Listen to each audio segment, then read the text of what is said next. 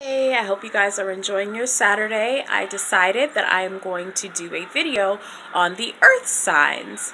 And I tried recording this video twice already, and unfortunately, the very first time I felt like I was missing some key pieces of information.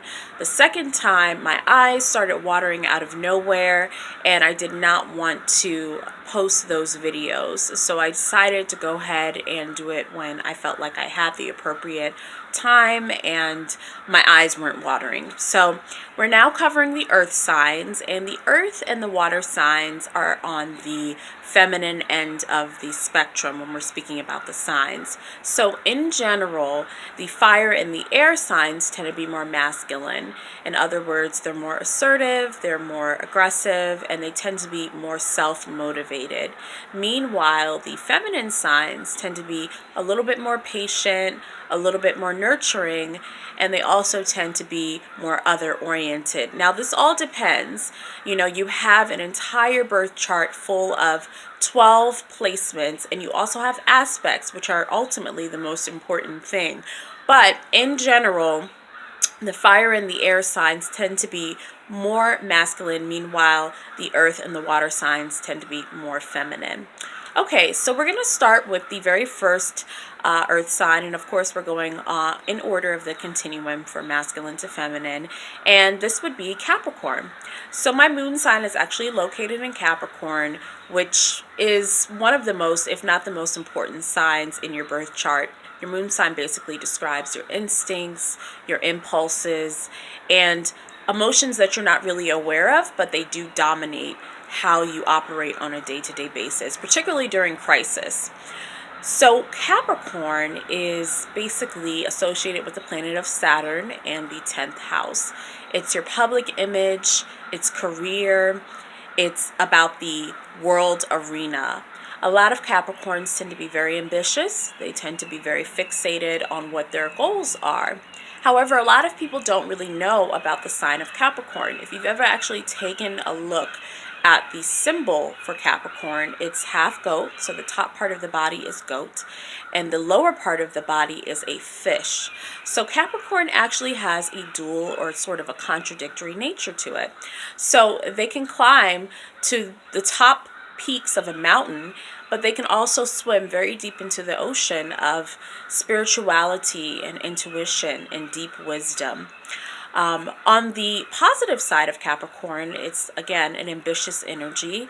It's also very wise, and it has a great way of understanding law and order and structure and discipline. They really understand how to persevere and how to get through situations through patience and through dogged determination.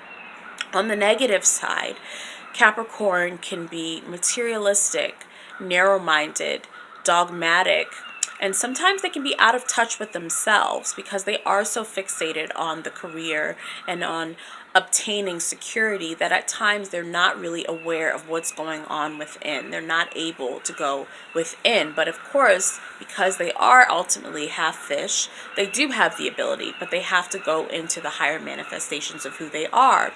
And I've also noticed with a lot of people with Capricorn energy, and this means rising sign, sun sign, moon sign, and even Venus, they tend to have some type of trauma that's occurred in their lives. In other words, from a young age, they may have had a death in the family, such as a parent's death. They could have had a molestation occur. They could have had some crucial responsibilities that other people in their lives were not experiencing within their age group. So Capricorn really does understand life on a deep level. They just have to remember to really harness that energy within them and look within themselves rather than outwardly for approval.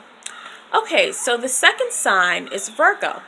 And Virgo is really an angelic energy. It's associated with the planet of Mercury and the sixth house. So Virgo is very much concerned with details, routines, and they're concerned also with health, ironically. But the only thing is, sometimes they get so fixated and caught up with routines and duty and health that they actually forget to take care of their own health. So they are the healers within the community, but they have to remember to take care of themselves.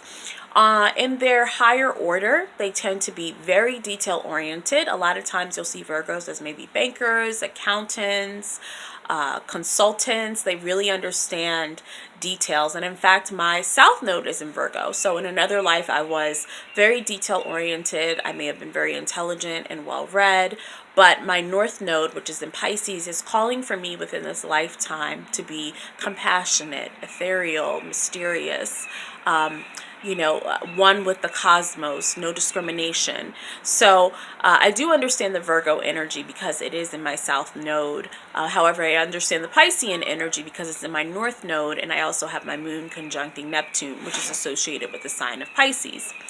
So Virgo has to remember that even though they are wonderful healers, they're wonderful with details, they tend to be great within the workplace, they have to guard against being too nitpicky, too critical, and not taking care of themselves.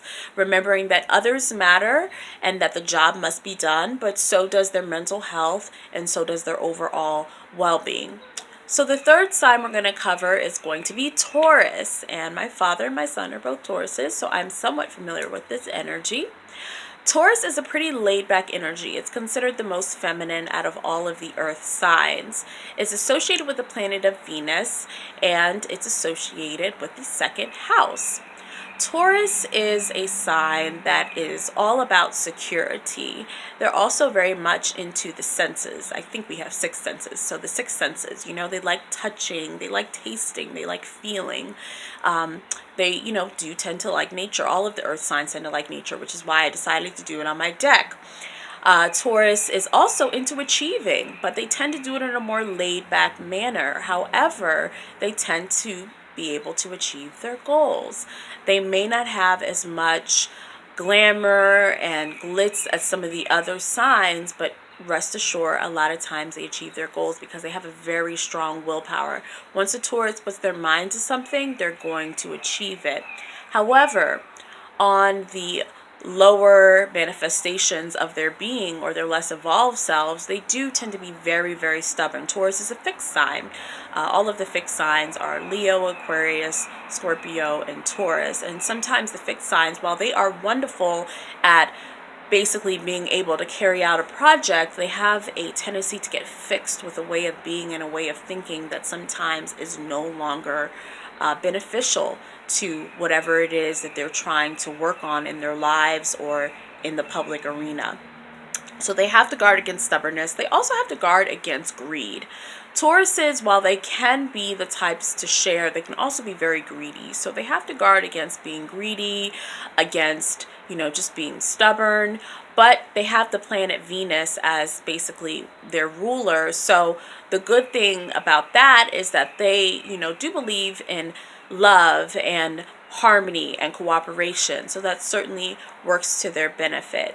So I hope that this video was informative for you guys. I try to include as much information as possible while still being succinct. The next series I'm going to cover will be Scorpio, Cancer, and Pisces. And this will be a very fun series for me to cover because I have a lot of water sign friends.